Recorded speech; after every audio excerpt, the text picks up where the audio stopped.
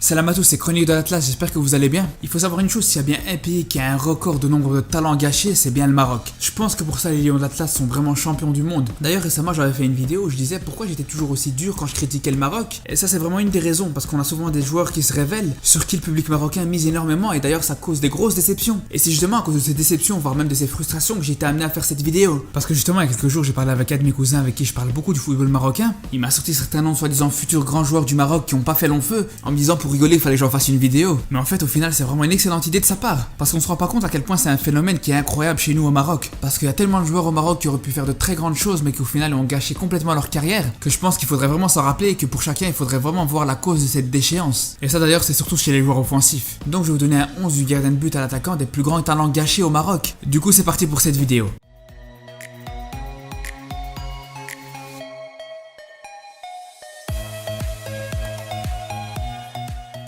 C'est sûr que le Maroc est vraiment connu pour avoir des pépites comme joueurs, mais on peut dire que c'est quelque chose qui caractérise l'Afrique en général. D'ailleurs, je vais aussi faire un 11 des talents africains en général qui ont gâché leur carrière, parce que là aussi que ce soit au Maghreb ou dans toute l'Afrique, il y en a énormément. Donc abonnez-vous pour pas rater cette vidéo. Sinon, pour en revenir au talent gâché marocain, on va commencer par le gardien. D'ailleurs, je pense que quand je vais vous dire son nom, vous allez pas le connaître, mais je suis sûr et certain que vous le connaissez.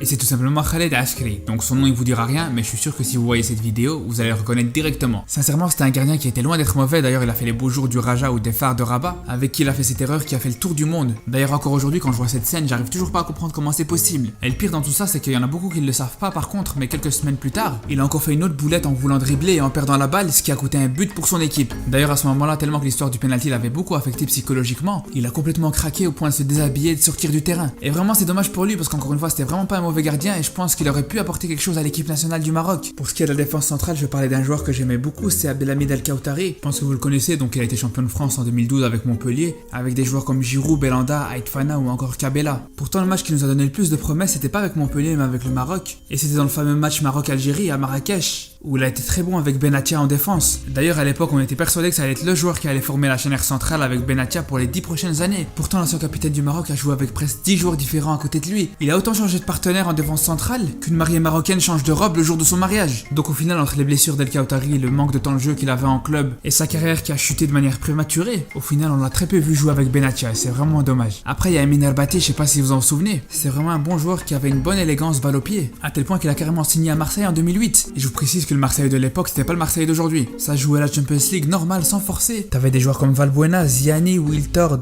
Taiwo ou encore Ben Arfa. Donc c'est vraiment pour vous dire à quel point c'était exceptionnel à l'époque de voir un Marocain jouer à Marseille. Mais malheureusement, il est pas resté longtemps à Marseille. Il est vite retourné à Abu Dhabi, mais même pas 6 mois après. Et c'est vraiment ce qui a gâché sa carrière parce que depuis, il a plus eu le même niveau. D'ailleurs, des joueurs qui ont privilégié le côté sportif au côté financier, il va y encore en avoir quelques-uns dans cette vidéo. Ensuite, dans le championnat marocain, pour le deuxième et le dernier joueur de Botola dans cette vidéo, et je vais parler tout simplement de Zakaria Hachimi. Lui aussi, à première vue, il est pas vraiment connu, même au Maroc. Mais en tout cas, c'était vraiment une référence au Maroc à son poste quand il jouait au Raja. Et pour le coup, son match référence était contre l'Atlético Mineiro en Coupe du Monde des clubs, où il avait complètement neutralisé le grand Ronaldinho à l'époque. Mais malgré qu'il était dans un fauteuil au Raja, il a décidé de quitter le club pour des raisons inconnues, en allant chez les rivaux du WAC, où il a vraiment pas du tout réussi à s'imposer. D'ailleurs, aujourd'hui, tellement qu'il a pas de temps de jeu, on a l'impression qu'il joue même plus au foot. Sinon, à gauche, je suis obligé de mettre Achraf Lazar. Quand il est monté en Serie A avec Palerme, ça a vraiment été une belle découverte pour le public marocain. Au fur et à mesure des mois, il s'est vraiment fait un nom en Italie et en équipe nationale, c'était vraiment une satisfaction. D'ailleurs, en 2016, il avait mis un des plus beaux buts de la saison en Serie A avec Palerme, sur une frappe totalement inattendue à hauteur des 30 mètres. Mais malheureusement, quelques mois après, quand il a signé à Newcastle, il est totalement tombé aux oubliettes. D'ailleurs, en parlant de Newcastle, je vais sortir une vidéo bientôt sur le rachat du club. Après, dans un milieu de terrain à 3, le premier joueur que je vais mettre, c'est Tarabt. Alors attention, c'est vrai qu'il fait une très bonne saison avec Benfica cette année. Et d'ailleurs, pour moi, il fait partie des meilleurs joueurs du Maroc depuis l'arrivée de Vaïd. Mais il faut quand même être conscient qu'il est même pas à 30% de ses capacités là. Vous avez tous déjà vu des vidéos de ses skills quand il était à Queen's Park Rangers. Mais honnêtement, pour l'avoir suivi de près, je peux vous dire que c'est peut-être le Marocain le plus technique de ces 20 dernières années. Et ceux qui vont parler des Boufal, Harid, Belhanda et tout ça, je peux vous dire que c'est incomparable. Pour ce qui est de Tarabt, faut quand même être conscient d'une chose, c'est que le mec à l'époque où il jouait à Milan, à chaque match il se fixait l'objectif de mettre un petit pot au meilleur joueur de l'équipe adverse. Ouais, c'est tout simplement ça Tarabt. En fait, il y a tellement de choses à dire sur lui, en positif comme en négatif, qu'il faudrait faire une vidéo entière sur lui. Ensuite, je vais parler d'un autre milieu de terrain, c'est Barada.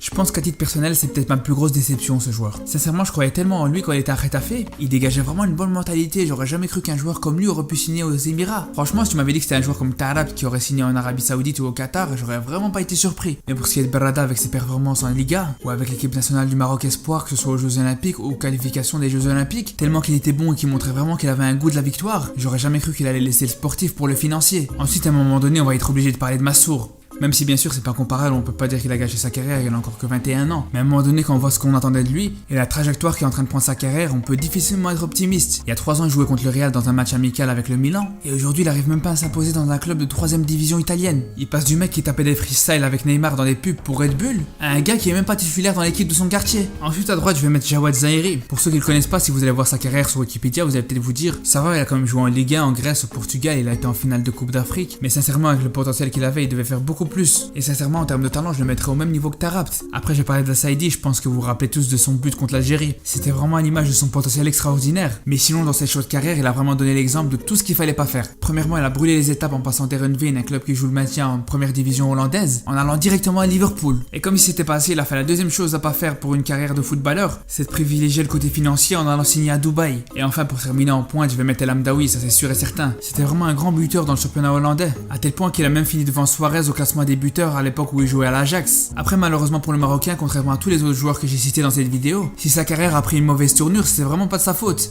C'est tout simplement à cause de Frank de Boer, son coach à l'époque, qui en plus de pas le faire jouer alors qu'il venait d'être meilleur buteur et meilleur joueur du championnat hollandais, à chaque mercato il faisait tout pour l'empêcher de partir. Du coup El Amdaoui est resté dans cette situation pendant 2 saisons, et c'est vraiment ce qui a plombé sa carrière. Donc comme vous avez vu, au Maroc on a tellement de talents gâchés que j'ai vraiment eu du mal à choisir. Sur ce, je vais commencer à préparer ma vidéo de mes 11 talents gâchés africains pour en faire une vidéo comme celle d'aujourd'hui. Mais elle va pas encore sortir tout de suite, donc n'hésitez pas à vous abonner pour pas la rater. Et surtout en attendant, faites très attention à vous.